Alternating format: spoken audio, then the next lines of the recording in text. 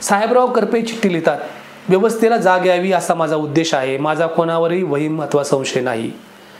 परंतु या व्यवस्थेनं शेतकऱ्यांना प्रचंड नागडं केलं. त्या शेतकऱ्यांची उदासीनता दूर व्हावी, माझ्या कुटुंबाच्या आत्महत्येनं या शेतकऱ्यांचं आयुष्य सुधारावं, शेतकऱ्यांविषयीची धोरणे सुधारावीत म्हणून मी आणि माझं कुटुंब आत्महत्या करत आहे. कोणालाही जबाबदार धरू नका.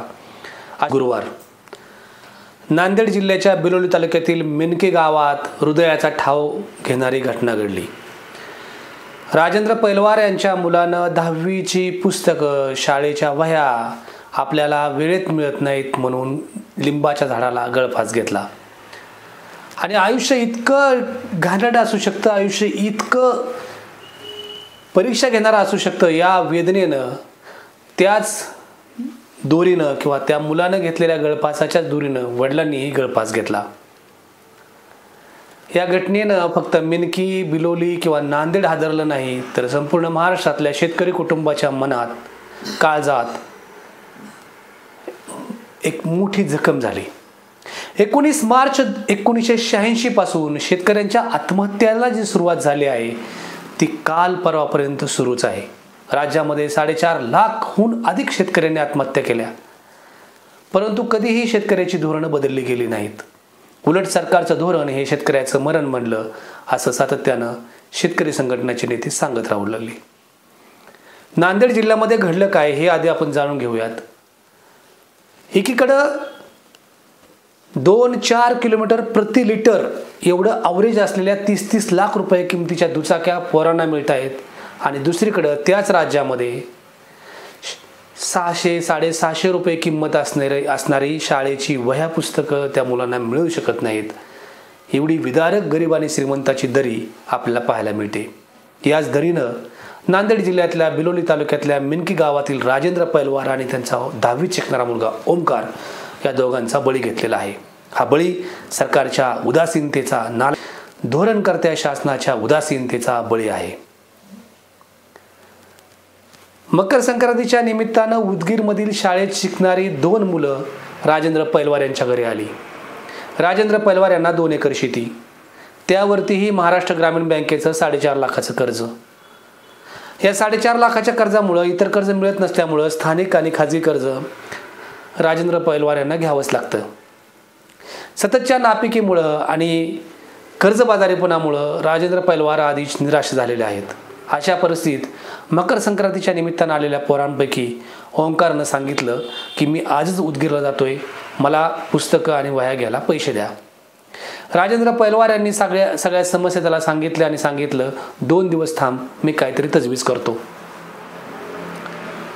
प्रत्येक वेळी आपल्याला सातत्यानं हे ऐकावं लागतं आणि आपल्याला फक्त 10वीच्या पुस्तकाच्या शाळेच्या वह्यांचा खर्चही आईवडील करू शकत नाहीत. यामुळे नैराश्यात गेलेला ओंकार दिवसभर विचारात राहिला आणि त्यानं संध्याकाळच्या वेळी, बुधवारी संध्याकाळी, आपल्या शेतातल्या लिंबाच्या झाडाला गळफास घेतला. मुलगा सापडत नाही म्हणून राजेंद्र पैलवार हे दिवसभर शोधू लागले. अखेर ते शेतात गेले तेव्हा लिंबाच्या झाडाला त्यांना ओंकारचा लटकलेला मृतदेह आढळला. आयुष्यामध्ये कधीही एवढी निराशता किंवा एवढं नैराश्य पाहिलं नव्हतं. एवढं नैराश्य त्या दिवशी राजेंद्र पैलवार यांनी पाहिलं असावं. अनेक संकटांना धीरानं तोंड देणारा, कशाही व्यवस्थेतनं मार्ग काढत कुटुंब जोपासणारा हा बाप या भयानक आत्महत्येनं पुरता खचून गेला आणि संध्याकाळच्या वेळी सूर्य कलताना त्यांनी त्याच झाडाला मुलाचा मृतदेह खाली उतरून त्याच दोरीला गळफास घेतला.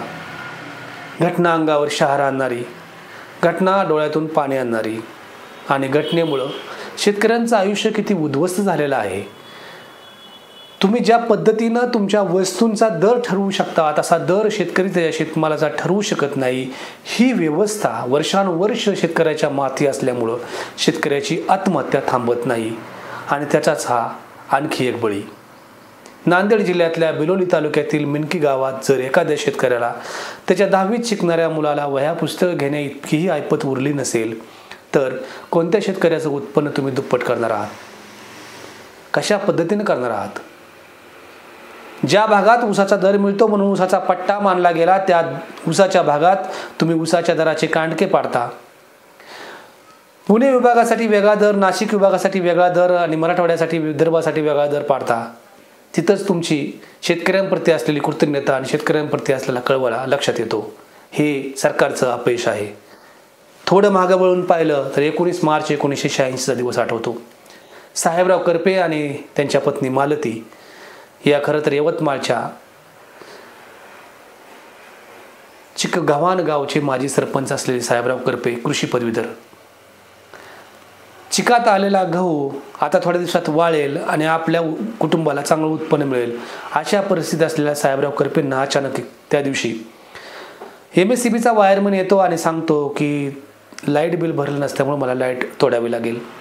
साहेबराव करपे त्याला अनेक वेळा विनवण्या करतात की थोडे दिवस थांबा, गव्हाचं उत्पादन आलं आणि त्या गव्हाच्या उत्पन्नातून पहिलं लाईट बिल भरतो. वायरमन ऐकत नाही, लाईट तोडतो.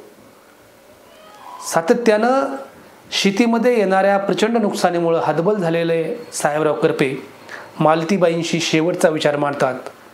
त्या विचारानं पुरत्या कुसळून गेलेल्या मालतीबाई आपल्यानंतर आपल्या मुलांचीही परवड नको म्हणून सगळ्या मुलांना बरोबर घेतात.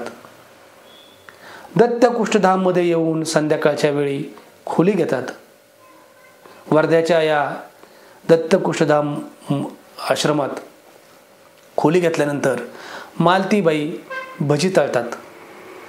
भजी तळून त्या सगळ्या मुलांना खाऊ घालतात.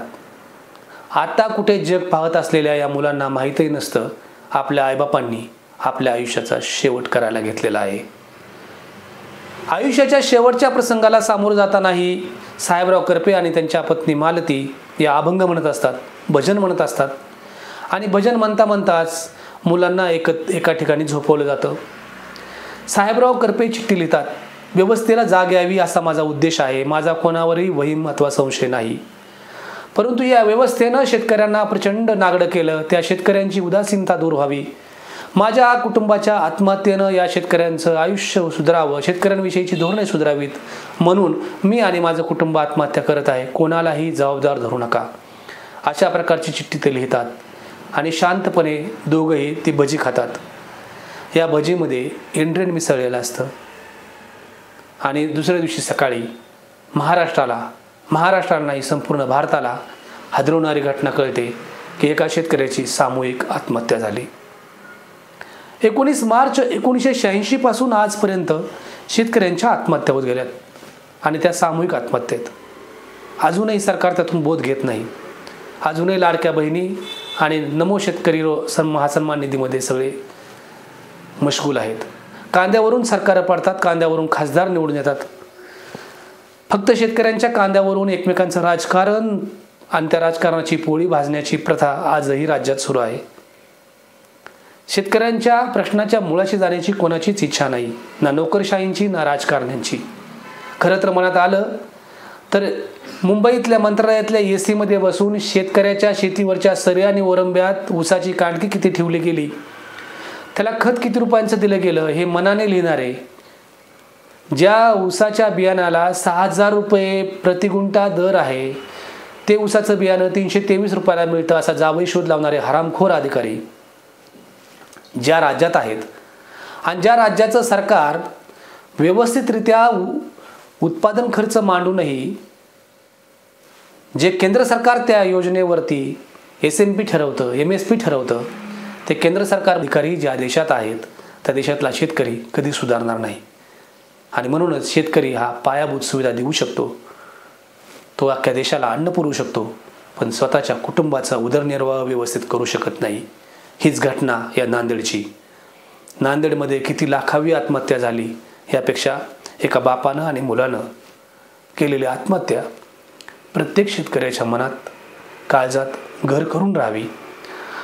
आपल्या हितासाठी या शेतकऱ्यांनी पक्षाचे राजकीय नात्यांचे बंद तोडावेत आणि कुठंतरी या सरकारवर आपल्या या गुलामगिरीचा आसूड उगवावा. आपल्या प्रश्नाची जाण अतिशय तिरपेने मांडावी. शेतकरी म्हणून सगळे एकत्र यावेत. आज जात म्हणून जे राजकारण भाजण्यासाठी प्रत्येक राजकीय पक्ष जातीचं राजकारण करतायत त्यातून थोड्या बाजूला येऊन फक्त शेतकरी या नावाखाली एकत्र यावं आणि शेतकऱ्यांची धोरणं बदलून घ्यावीत. ज्या असं म्हणतात की भरल्या पोटाने माणूस विचार करतो आणि उपाशीपोटी भांडण करतो. ही उपाशी पोट संपवायचं असेल तर भरल्या पोटासाठी शेतकऱ्यांनी एकत्र यायला हवं. नांदेडच्या राजेंद्र पैलावार यांचा आणि त्यांच्या ओंकारचा मृत्यू झालाय. परंतु आणखी इतरही बापलेकांचे मृत्यू जायचे नसतील तर कुठेतरी सावध व्हा, एवढीच विनंती.